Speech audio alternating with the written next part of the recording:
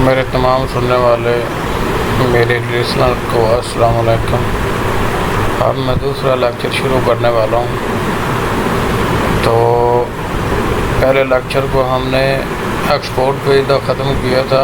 अब इसमें control P करने से आपने जो पहले पेज में ये काम किया है उर्दू में, वो कंट्रोल पी करने से आपका प्रिंट की सेटिंग आएगी। ये आपने देखना है। यहाँ से आपका जो भी प्रिंटर है वो आपने सेलेक्ट कर लेना है और ये प्रॉपर्टी है, यहाँ पर आपने जाना है। प्रॉपर्टी में यहाँ पर आपने देखना है ये पोर्ट्रेट में है या लैंडस्केप में है। आप पेज की जिस तरह आप पेज की सेटिंग करना चाहते हैं वो आपने कर लेनी है।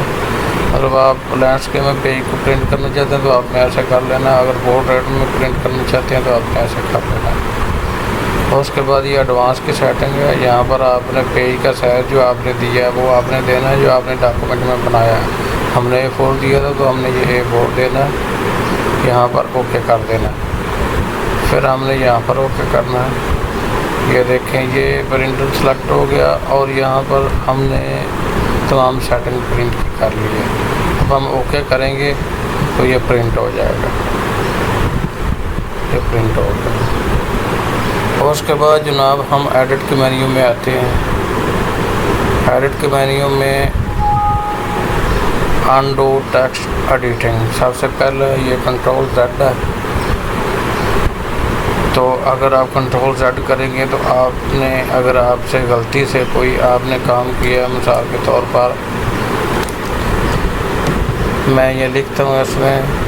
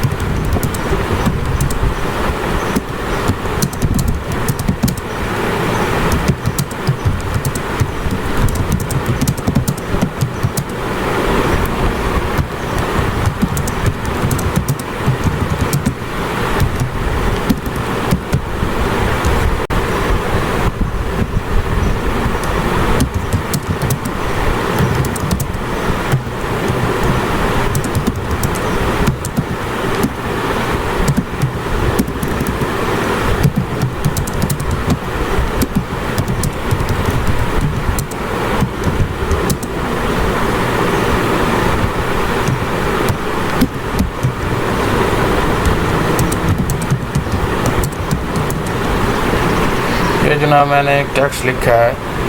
तो ये देखें, अब मैं इसको यहाँ से अगर ये डिलीट करता हूँ थोड़ा सा,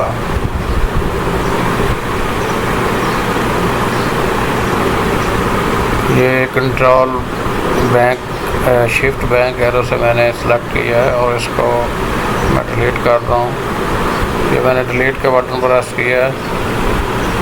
ये देखें इतना मैंने डिलीट किया। अब आप इसको यूज़ करना चाहते हैं तो यहाँ अपने एडिट के मेन्यू में आना है। अनडू टेक्स्ट एडिटिंग करेंगे तो ये दोबारा आ जाएगा। इसका ये मतलब है, आप इसको कंट्रोल Z से कंट्रोल प्लस Z करेंगे तो फिर भी आपका डिलीट किया हुआ टेक्स्ट वापस आ जाएगा। बाद का ऐसा होता है कि हम जो इबारत लिखते हैं वो गलती से हमसे डिलीट हो जाती है या हमें उसकी दोबारा ज़रूरत होती है, तो हम अगर कंट्रोल प्लस सेट करें तो वो दोबारा आ जाएगी। उसके बाद ये जनाब सेलेक्ट आ रहा है। अगर आप कंट्रोल A करेंगे तो ये पूरा पैरा सेलेक्ट हो जाएगा। जैसे ये हमने कंट्रोल A किया तो ये पूरा पैरा सेलेक्ट हो गया है आपके सामने। उसके बाद ये जनाब फाइंड एंड रिप्लेस की ऑप्शन है। ये आप कंट्रोल F करेंगे तो ये फाइंड एंड रिप्लेस की ऑप्शन आएगी।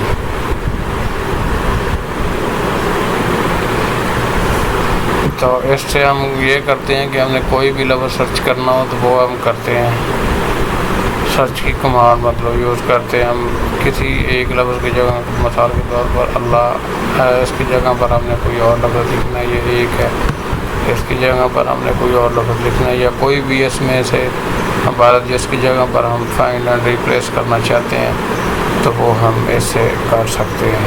ये फाइंड एंड रिप्लेस की कमांड है कंट्रोल एफ करने से। उसके बाद ये स्टोरी एडिटर है, ये हम F2 करेंगे तो ये इस तरह की हो जाएगी।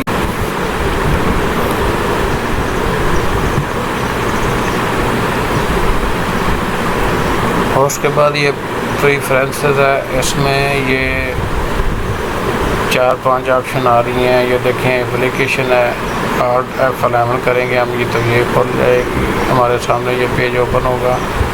तो इसको हम अगर इबारत को लेफ़्ट टू राइट करना चाहते हैं या राइट टू लेफ़्ट, क्योंकि लेफ़्ट टू राइट ज़्यादातर इंग्लिश में होता है, राइट टू लेफ़्ट उर्दू में होता है। और उसके बाद अगर आप एरो की मूवमेंट करना चाहते हैं ये है, उसके बाद राइट बटन है,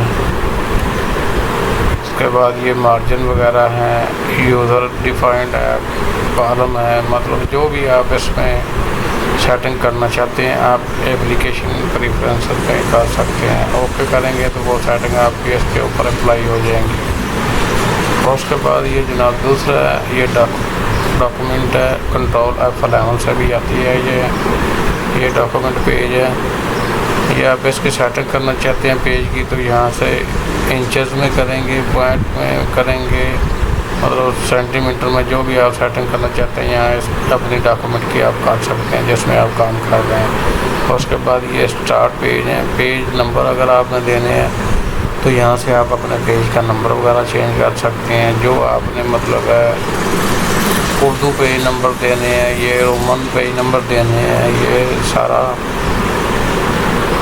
इसमें पेज नंबर आपने देने हैं। तो ये अगर आपने ये वाले पेज नंबर देने हैं या ये वाले पेज नंबर देने हैं तो आप वो वाले पेज नंबर इसमें से सिलेक्ट करेंगे। तो वो जब आप पेज नंबर लगाएंगे वो मैं आगे चल के आपको बताऊंगा, तो वो पेज नंबर यहाँ से सिलेक्ट होकर वो लग जाएंगे। उसके बाद ये है जनाब अक्रॉस, उसके बाद डाउन है, उसके बाद ये डिफ़ॉल्ट है, डिफ़ॉल्ट पे ये है सेव है, डिफ़ॉल्ट कर देंगे तो डॉक्यूमेंट आपकी पूरी उसी हालत में सेव है डिफ़ॉल्ट के तौर पर। जब आप दोबारा ओपन करेंगे तो वो ओपन होगी। ये हमने ओके कर दिया।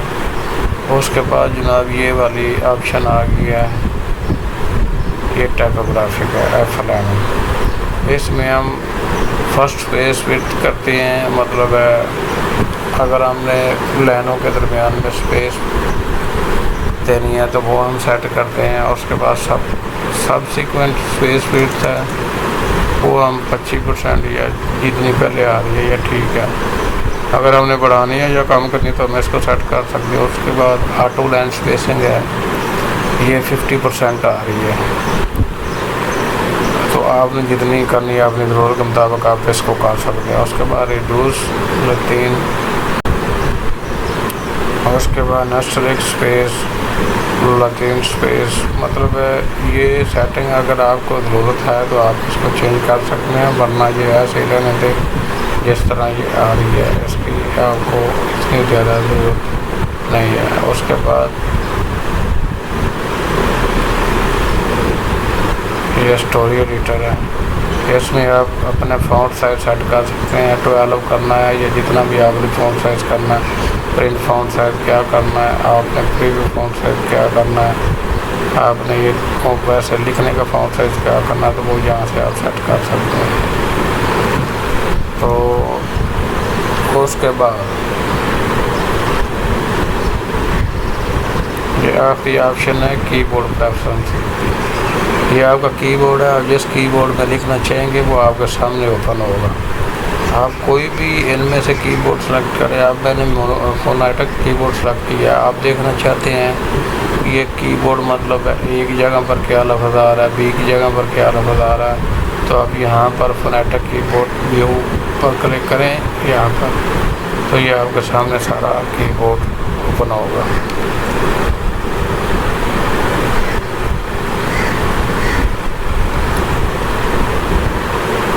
ये जनाब जब आपके सामने कीबोर्ड होगा ओपन, तो आप अगर नए हैं, आपको नहीं पता कि कौन सा लफ्ज़ किस जगह पर आना है, तो आप इस कीबोर्ड का यहाँ से प्रिंट ले सकते हैं। प्रिंट लेंगे और उसको याद करें तो आपको आसानी से याद हो जाएगा कि फ़लाँ लफ्ज़ की दबाने से क्या लफ्ज़ आएगा। ये देखिए सारा कीबोर्ड वहाँ उर्दू लिखी हुई है। अगर आप इसके अलावा कोई दूसरा कीबोर्ड मतलब है मोनोटाइप यूज़ करना चाहते हैं, फोनेटिक यूज़ करना चाहते हैं, फोनेटिक अभी मैंने आपको दिखाया है। उसके बाद ये जो यूज़र डिफाइंड कीबोर्ड है, ये आप अपने मर्ज़ी का भी कीबोर्ड बना सकते हैं।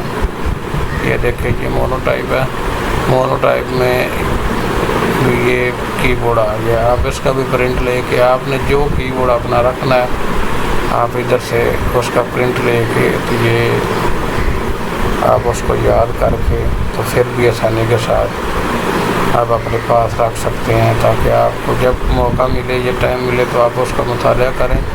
इस तरह आपको ज़्यादा अच्छे तरीके से ज़हन-नशीन होगा और आप जो कीबोर्ड रखना चाहते हैं, जिस कीबोर्ड में आप उर्दू में प्रैक्टिस करेंगे, वो आपके लिए जल्दी आपको समझ आएगी। ये प्रिंट निकालने वाला है, प्रिंट निकाल के आप इसको अपने पास रखें और याद किया करें, ताकि आपको जल्दी उर्दू की कीज़ याद हो जाएं। क्योंकि बाद वक़्त ऐसा होता है कि जो नए लोग होते हैं उन्हें नहीं पता होता कि कौन से लफ्ज़ पर क्या। तो मैं तो आपको यही बताऊंगा कि आप उर्दू फोनेटिक कीबोर्ड जो है सबसे आसान है वो यूज़ करें। मोनोटाइप भी ज़्यादा अखबार वगैरह में यूज़ होता है। आप फोनेटिक कीबोर्ड यूज़ करें। फोनेटिक कीबोर्ड यूज़ करने से ये है कि ये आपको जल्दी याद भी हो जाएगा। और जैसे ए के नीचे अलफ आएगा उर्दू का, ए को प्रेस करने से, बी को प्रेस करने से बे उर्दू का आएगा। मैं पहले मोनोटाइप यूज़ करता था, लेकिन एक जगह मैंने जब काम शुरू किया तो वहाँ फोनेटिक यूज़ होता था, तो मुझे फिर वो मसला आया काम करने में, तो मैंने इस तरह फिर वो फोनेटिक यूज़ करना शुरू कर दिया। तो अब मैं दोबारा फोनेटिक की तरफ आ गया। तो आपको चाहिए कि आप जो मर्ज़ी इसमें सेट कर लें। कीबोर्ड तमाम ही आपकी ज़रूरत के मुताबिक हैं। अगर आप यूज़र डिफाइंड कीबोर्ड सेलेक्ट करेंगे तो वो भी आपके लिए अच्छा है, क्योंकि वो बात का ये होता है कि आप अपनी मर्ज़ी से उसमें उर्दू के अल्फाज सेट कर सकते हैं, जहाँ आप जो मर्ज़ी अल्फाज चाहते हैं वो हो सकता है। इसके अलावा मेरी वीडियो अगर आपको अच्छी लगी तो इसे सब्सक्राइब करें, लाइक करें, शेयर करें और कमेंट करके मुझे बताएं कि आपको मेरी वीडियो कैसी लगी। अगर इसमें कोई गलती बताई है या आपको सही समझ नहीं आ रही तो मुझे बताएं, मैं आपको दोबारा समझा दूँगा। लेकिन मेरे असल में ये लेक्चर बनाने का मकसद ये है कि आपको तमाम सॉफ्टवेयर में सीखने का मौका मिले और आप अच्छे तरीके से इनमें प्रोफेशनल बने, ताकि आपको काम करना आ जाए और कोई आप कमाना शुरू कर दें। तो ये मेरा लेक्चर 2 था। अब अगले लेक्चर में मैं आपको व्यू मेन्यू के बारे में बताऊंगा, क्योंकि इसके टोटल जो हैं वो टोटल 10 मेन्यू हैं। अब मैं आपको अगले लेक्चर के बारे में व्यू मेन्यू के बारे में बताऊंगा नेक्स्ट लेक्चर में। दुआओं में याद रखना। अल्लाह हाफ़िज़।